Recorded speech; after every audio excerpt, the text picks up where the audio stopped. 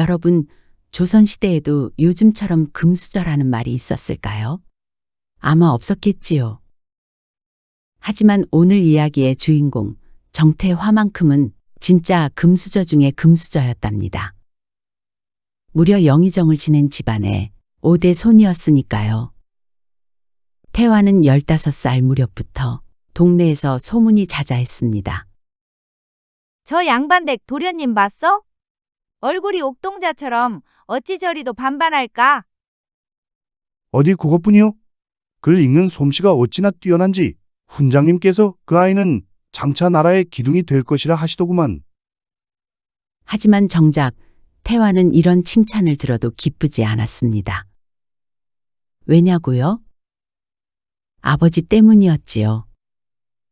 태화 아버지는 집안에서 아들 태화를 마주할 때마다 미간을 찌푸렸습니다. 마치 시큼한 동치미 국물을 마신 사람처럼 말이지요. 다른 자식들에게는 다정한 목소리로 오늘 글 공부는 어떠하냐 하고 물어보지만 태화와 눈이 마주치면 에헴 하면서 본체만체하며 고개를 돌렸습니다. 어느 날 저녁이었습니다. 태화가 어머니의 치마폭에 얼굴을 묻고 훌쩍였습니다. 그러면서 아버지께서는 왜 자기를 미워하는지, 자기가 무슨 잘못이라도 한 것인지 물어보았지요. 어머니는 태화의 등을 쓰다듬으며 한숨을 쉬었습니다. 네 아버지께서는 원래 과묵하신 분이시라 그런다. 그러니 너무 마음 쓰지 말거라. 하지만 태화는 알고 있었습니다. 그런 이유가 아니라는 것을. 아버지의 눈빛에는 분명 무언가 두려움 같은 것이 서려 있었으니까요. 세월은 흘러 태화는 25살 청년이 되었습니다. 키는 훤칠하게 자랐고 학식은 더욱 깊어졌습니다. 하지만 아버지의 냉대는 여전했지요. 그해 겨울이었습니다. 태화도령의 아버지가 전라도 관찰사로 임명되어 전주로 내려간 지 벌써 반년이 지났습니다. 정초가 다가오자 태화도령은 어머니에게 물었습니다. 어머니, 저 아버지께 세배드리러 전주로 내려가겠습니다. 어머니는 깜짝 놀라며 말렸습니다. 아니, 이 엄동설안에 전주까지 가겠다니. 추위에 얼어 죽기라도 하면 어쩌려고 그러니. 걱정 마세요, 어머니. 제가 조심히 잘 다녀올게요. 말을 타고 달리면 3일이면 충분히 전주 가명에 도착할 수 있습니다. 네 아버지께서도 바쁘신 몸이시니 굳이 가지 않아도 되는데. 하지만 태화도령은 마음을 굳혔습니다.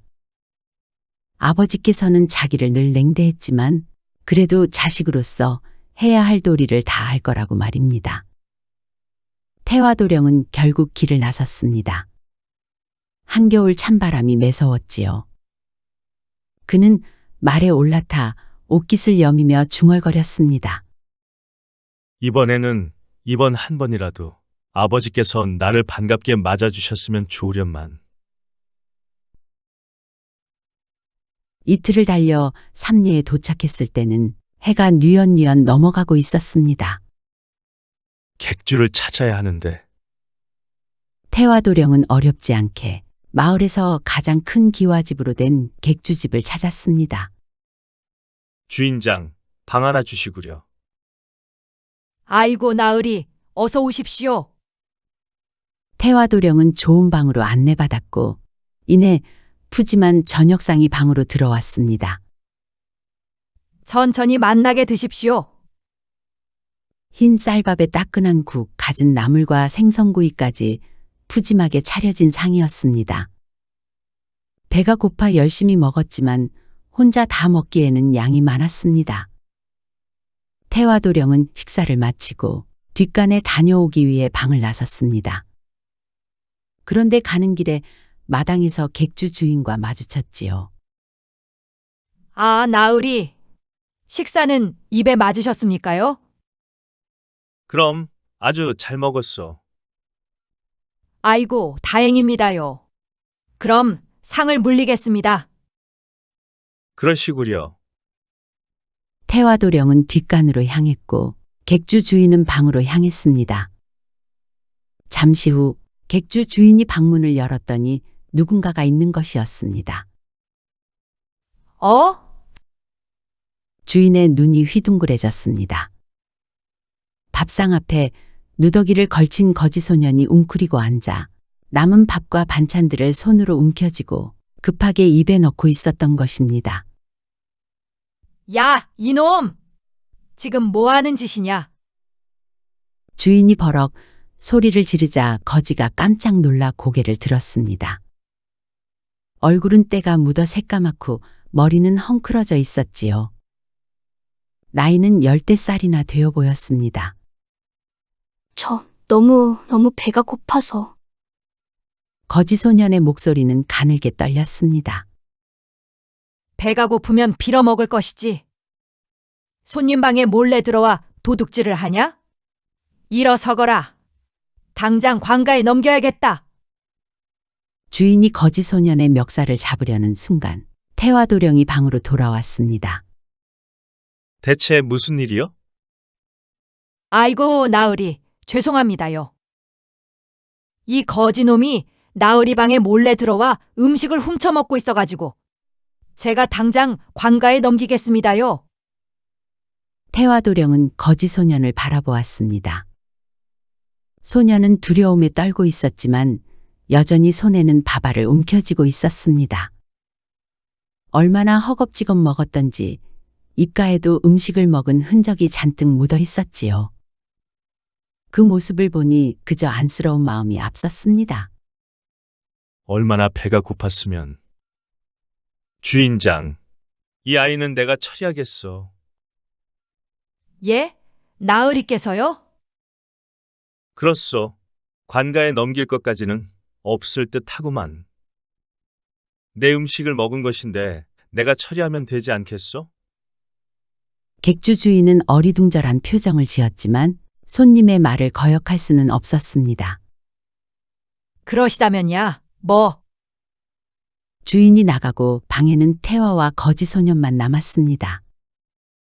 그런데 도대체 얼마 동안 씻지 못한 것인지 소년의 온몸에서는 악취가 진동했습니다.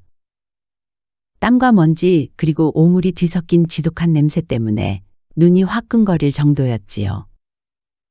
태화도령은 자기도 모르게 코를 막고 뒤로 물러섰습니다.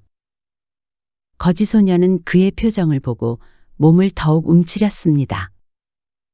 고개를 떨구며 구석으로 몸을 숨기려 했지요. 죄송합니다, 나으리. 소인이 너무 더러워서. 목소리가 떨렸습니다. 수치심과 두려움이 뒤섞인 목소리였지요. 그동안 얼마나 험하게 살았길래. 태화도령은 깊이 숨을 들이쉬고 아이에게 다가갔습니다. 괜찮다. 네 잘못이 아니다. 그런데 너 얼마나 굶었느냐? 사흘째 아무것도 먹지 못하였습니다. 사흘이나? 자, 그럼 음식을 마저 먹거라. 천천히 먹어도 된다. 정말이옵니까? 태화도령은 고개를 끄덕였고 거지 소년은 다시 밥상 앞에 앉아 조심스럽게 숟가락을 들었습니다. 그런데 손이 떨려서 밥알을 자꾸 흘렸지요. 배가 고파도 너무 고파서 급하게 먹으려다 사례가 들려 기침을 했습니다. 어허, 천천히 먹거라. 아무도 안 뺏어간다. 그의 다정한 목소리에 거지 소년은 눈물을 글썽였습니다. 밥을 먹는 동안 태화도령은 밖으로 나가 주인을 불렀습니다. 그리고 엽전을 꺼내 주인의 손에 쥐어주며 말했습니다. 저 아이를 위해 뜨거운 목욕물을 준비해 주시오. 그리고 깨끗한 옷 한 벌도 구해 주시오. 예? 거지놈 주제에 목욕물을요? 아이고, 뭐. 알겠습니다요. 근데 옷은 이 밤중에 구하기가 좀 크긴 할 테지만 우리 아들놈이 예전에 입던 옷이 있기는 한데 그것이면 되겠소. 어서 준비해 주시구려. 잠시 후 객주 주인이 방문을 두드렸습니다. 나으리, 목욕물이랑 갈아입을 옷을 준비해 놓았습니다요. 태화는 아이에게 말했습니다. 자, 가서 몸도 씻고 옷도 갈아입고 오너라. 아이는 눈물을 글썽이며 고개를 숙였습니다. 그리고 한참 후 거지 소녀는 다시 방으로 돌아왔습니다. 때를 씻고 깨끗한 옷을 입은 모습이 제법 단정하고 곱상하게 보였습니다. 옷이 크긴 하다만 이젠 멀끔하구나. 네 나이가 몇이냐? 18비옵니다. 그래, 생각보다 나이를 먹었구나. 그런데 너는 어찌하여 이렇게 거린 생활을 하게 되었느냐? 소녀는 고개를 떨어뜨리고 한참을 말이 없다 입을 열었습니다. 소인의 아비는 한양 종로에서 비단전을 크게 하셨습니다. 오, 그래. 그런 부유한 집 자식이 어찌 이 지경이 되었느냐? 아버님께서는 소인이 12살 되던 해에 병으로 돌아가시고 어머님께서도 그 이듬해에 뒤따라 가셨습니다. 그때까지만 해도 재산이 넉넉하여 사는 데는 큰 걱정이 없었지요. 그런데 제가 어린 나이라 혼자 살 수 없어 작은아버지께 의탁하여 지내게 되었는데 작은아버지의 세 부인이 소녀는 훌쩍이며 간신히 말을 이어갔습니다. 새 작은어머니께서는 소인을 눈엣 가시처럼 여기셨는지 이것이 크면 재산을 나눠줘야 하니 골칫거리라고 하시며 밥도 제대로 주지 않으셨고 급기야는 소인을 다른 고을의 늙은 호라비에게 팔아넘기려 하셨습니다. 뭐라, 어찌 그럴 수가. 소인은 무서워서 그날 밤 담을 넘어 도망쳤습니다. 그 후로 석 달째 이렇게 떠돌아다니고 있사옵니다. 사연을 듣고 나니 더더욱 소년이 안쓰러웠습니다. 이 엄동설 안에 머물 곳 없이 굶주리며 떠도는 것은 너무도 가혹한 일이니까요. 이제 어디로 갈 거냐? 갈 곳이 있느냐? 갈 곳 없습니다. 혹시라도 의지할 다른 친척도 없느냐? 그런 분이 계셨다면 진작에 찾아갔을 것입니다. 태화는 이 불쌍한 아이를 어찌 도와주어야 할지 한참을 고민했습니다. 그러나 뾰족한 수가 생각나지는 않았지요. 그래, 밤도 깊었으니 일단 자거라. 내일 다시 생각해 보자꾸나. 예, 나으리. 그동안 제대로 편히 자지도 못했을 텐데 저 따뜻한 아랫목에 누워 자거라. 아이고 아니옵니다. 소인이 어찌 감히. 괜찮다. 어서 자거라. 소녀는 주저하다가 따뜻한 아랫목에 조심스럽게 몸을 누였습니다. 태화는 운목에 자리를 폈지요. 소녀는 얼마 지나지 않아 스르륵 잠이 들었습니다. 얼마나 지쳤을까요? 고른 숨소리가 방 안에 울려 퍼졌습니다. 태화도 이부자리에 누웠습니다. 촛불을 끄려다가 문득 잠든 소년을 바라보았습니다. 참 기구한 인생이로구나. 그때였습니다. 소년이 뒤척이면서 옷깃이 흘러내렸습니다. 태화는 눈을 동그랗게 떴습니다. 옷깃 사이로 드러난 가느다란 목선과 어깨의 곡선이 분명 남자의 것이 아니었습니다. 그러고 보니 아까 소년이 말했던 작은어머니가 다른 고을의 늙은 호라비에게 팔아 넘기려 하여 집에서 도망 나오게 되었다는 말이 떠올랐습니다.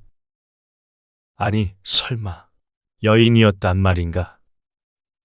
태화는 얼굴이 화끈 달아올랐습니다. 급히 다가가 옷깃을 바로 덮어주었지요. 그런데 그때부터 심장이 쿵쾅쿵쾅 뛰기 시작했습니다. 이를 어쩐다 방 하나에 남녀가 함께 있다니. 태화는 자기 이부자리로 돌아왔지만 잠을 이룰 수 없었습니다. 옆에서 들리는 그녀의 고른 숨소리. 태화는 뒤척였습니다. 가슴이 두근거렸지요.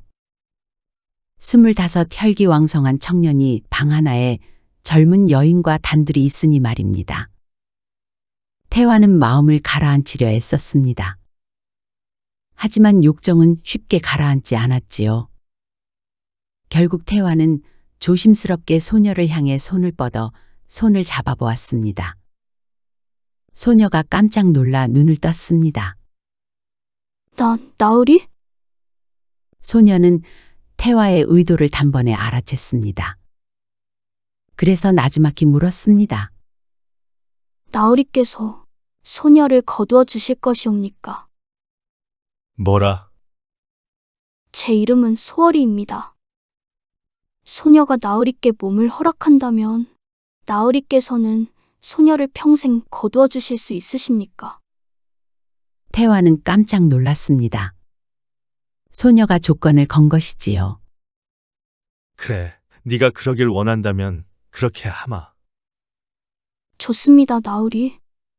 그런데 혹여 나으리께서 오늘 밤 일을 잊고 이후에 저를 외면하신다면 저는 세상으로부터 또 한 번 버림받게 되겠지요. 아니다. 그럴 일은 없을 것이다. 내가 약속하마. 내 너를 첩으로 삼아 네 앞날을 책임지겠다. 소녀는 한참 동안 태화를 바라보았습니다. 그리고 천천히 고개를 끄덕였습니다. 믿겠습니다.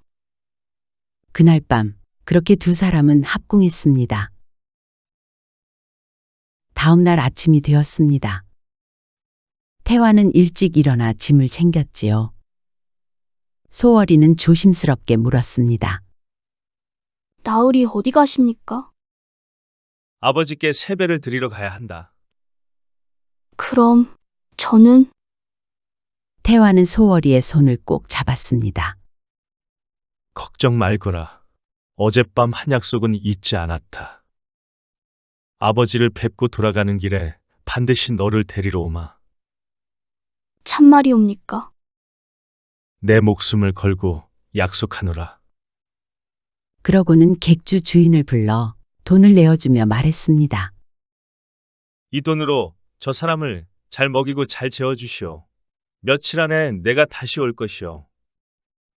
그리고 뭐 필요한 것이 있다고 하면 구해주고 내가 돌아올 때까지 잘 보살펴 주시오. 예? 아, 예, 알겠습니다요. 주인은 눈이 휘둥그레졌지만 돈을 받고는 이내 고개를 끄덕였습니다. 그리고 객주집 문 앞에서 소월이는 태화를 배웅했습니다. 주인에게는 단단히 일러두었다.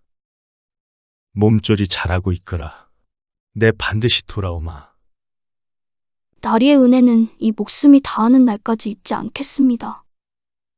그러고는 바닥에 엎드려 절을 올렸습니다. 일어나거라. 우리는 이젠 남이 아니지 않으냐. 말에 오르기 전 뒤를 돌아보니 소월이가 객주 문간에 서서 손을 흔들고 있었습니다.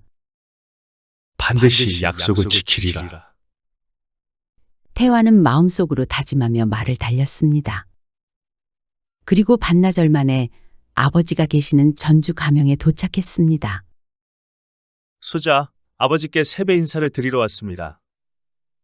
태화는 아버지의 처소 앞에서 공손히 아뢰었습니다. 또 차가운 얼굴로 맞으시겠지라고 생각하니 마음이 편치는 않았지요. 그 순간 방 안에서 아버지의 목소리가 들렸습니다. 들어오너라. 그는 조심스럽게 방문을 열고 들어가 절을 올렸습니다. 그를 대하는 아버지의 얼굴은 여전히 차가웠습니다. 태화에게는 익숙했지만 그래도 여전히 서운한 마음은 어쩔 수 없었지요. 그런데 그때였습니다. 웬일로 아버지가 태화의 얼굴을 유심히 바라보는 것이었습니다. 그러더니 점점 눈빛이 달라지기 시작하고 믿을 수 없다는 듯 눈을 크게 뜨더니 갑자기 환한 얼굴로 변했습니다. 오, 태화야, 내 얼굴이. 태화는 자기 눈과 귀를 의심했습니다. 아버지가 나를 보며 웃으시고 이름을 정답게 부르시다니. 아버지는 태화의 손을 덥석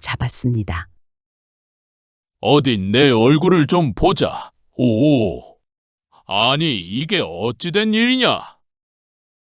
얼굴에 있던 푸른 기운이 온데간데 없이 사라지고 밝은 빛이 환하게 비치는구나. 예, 에? 태화는 영문을 몰라 어리둥절했습니다. 무슨 말씀이신지. 사실 아버지가 태화를 냉대한 데는 특별한 사연이 있었습니다. 태화가 10살이 되던 무렵 아버지는 이상한 것을 발견했습니다. 아들의 얼굴에 미세하게 푸른 기운이 감돌기 시작한 것이지요. 처음에는 착각인가 싶었지만 날이 갈수록 그 기운은 점점 짙어졌습니다. 이건 불길한 징조다. 아버지는 불안한 마음에 한양의 어느 큰 절을 찾아갔습니다. 그곳에는 덕막 높은 노승이 있었지요. 어린 태화를 데리고 가 노승에게 보였습니다. 노승은 한참 동안 태화의 얼굴을 들여다보더니 심각한 표정으로 고개를 저었습니다. 도련님은 30을 넘기기 어렵겠습니다. 또한 관직에 오른다면 끊임없이 구설수에 오를 운명입니다. 뭐라? 아버지의 얼굴은 창백해졌습니다. 그럼 어찌해야 하오? 노승은 한참을 생각하더니 조심스럽게 말했습니다. 한 가지 방법이 있기는 합니다만 쉽지는 않으실깁니다. 일단 도련님에게 나으리의 정을 주지 마시고 차갑게 대하십시오. 차갑게 내 아들을. 예, 도련님은 타고난 천성이 착하고 심직하고습니다. 아비의 차가운 마음을 돌리고자 스스로 많은 노력을 할 것입니다. 그러는 중에 아마도 본인의 운명을 바꿀 어떤 계기를 만들 수 있을 겁니다. 그게 확실하오. 글쎄요. 다만 그것이 유일한 희망이라고 할 수 있겠네요. 절을 다녀온 아버지는 밤새 고민했습니다. 사랑하는 아들을 차갑게 대하라니. 하지만 아들을 살리기 위해서라면 해야겠다고 생각했습니다. 그날부터 아버지는 태화에게 냉정했습니다. 아무리 태화가 애를 써도 얼굴 한번 제대로 마주보지 않았던 것이지요. 하지만 태화는 이런 사연을 전혀 몰랐습니다. 그저 그동안 아버지가 나를 미워하시는구나라고만 생각했던 것입니다. 아버지는 태화의 손을 꼭 잡고 눈물을 글썽였습니다. 그리고 그동안 왜 자신을 외면하고 차갑게만 대했는지에 대한 이유를 모두 이야기했습니다. 태화야, 그동안 아비가 미안했다. 아니에요, 아버지. 그런데 말이다. 그 흉한 기운이 온데간데 없이 사라지고 상서로운 빛이 가득하구나. 그동안 무슨 일이 있었던 것이냐? 아비에게 숨김없이 모두 말해보거라. 그게 태화는 삼례에 도착 후 객주에서 있었던 일을 차근차근 이야기했습니다. 음식을 훔쳐먹던 거지 소년을 만났고 관가에 잡혀갈 위기에서 구해주고 온정을 베풀었던 것. 그런데 그 아이가 알고 보니 집안이 망해 떠도는 18 소녀였다는 것. 그리고 마지막으로 태화는 고개를 떨구고 말했습니다. 그날 밤 그 아이와 밤을 함께 보냈습니다. 그리고 그 아이를 첩으로 삼아 평생 함께 하기로 약속했습니다. 지금은 객주집에서 제가 돌아오기를 기다리고 있습니다. 이야기를 다 들은 아버지는 고개를 끄덕였습니다. 태화야, 예, 아버지. 네가 그 아이와 한 약속을 반드시 지켜야 하느니라. 만약 약속을 저버린다면 그것은 음덕이 아니라 큰 죄악이 되는 것이니라. 예, 아버지. 저도 그리 생각하고 있습니다. 그렇다면 당장 그 아이를 찾아가거라. 평생 의지할 곳을 하루라도 빨리 만들어 주는 것이 진정한 은혜를 완성하는 것이니. 하지만 아버지, 소자는 아직 장가도 들지 않았는데. 아버지가 호탕하게 웃었습니다. 하하하, 정시를 드리기 전에 첩을 먼저 드리면 어떠하냐? 순서가 중요한 것이 아니다. 중요한 것은 네가 그 아이와 한 약속을 지키는 것이지. 당장 객주집으로 가거라. 그 아이를 데리고 한양으로 돌아가는 것이 좋겠구나. 예, 아버지. 태화는 곧바로 삼례의 객주집으로 향했습니다. 가는 내내 가슴이 두근거렸지요. 객주 주인은 태화를 보자 얼른 달려 나왔습니다. 아이고, 나으리.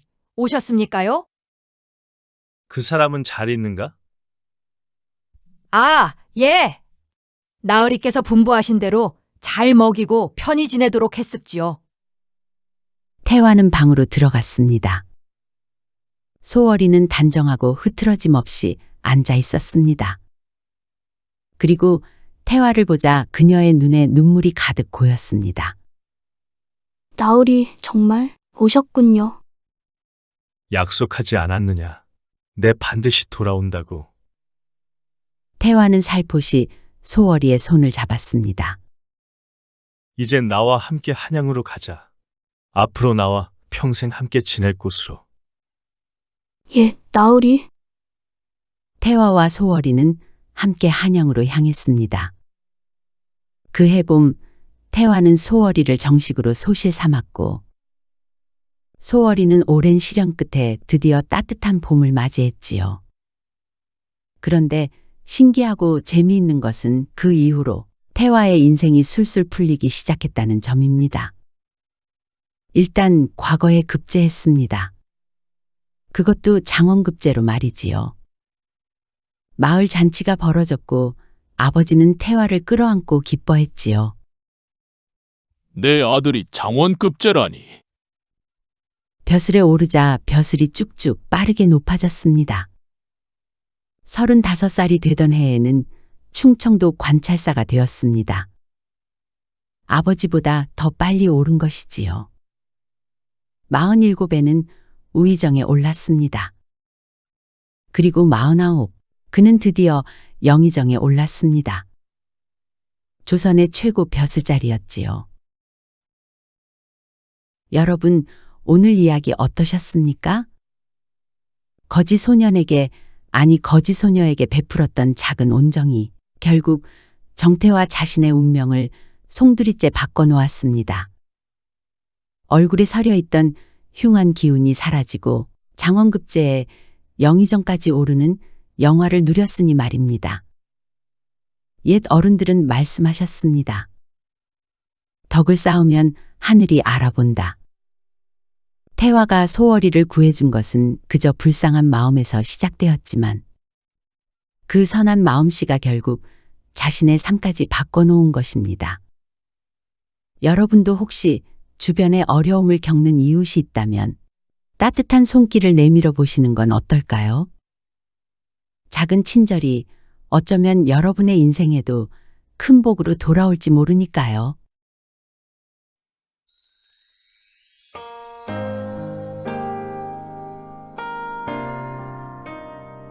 시청해주셔서 감사드립니다. 지금까지 사랑방 이야기였습니다. 항상 건강하시고 행복하시고 만사형통하시고 평안하시고 꽃길만 걸으시고 좋은 일들만 가득하시기 바랍니다. 마지막으로 구독, 좋아요도 눌러주세요. 더 재미있는 이야기로 찾아뵙겠습니다.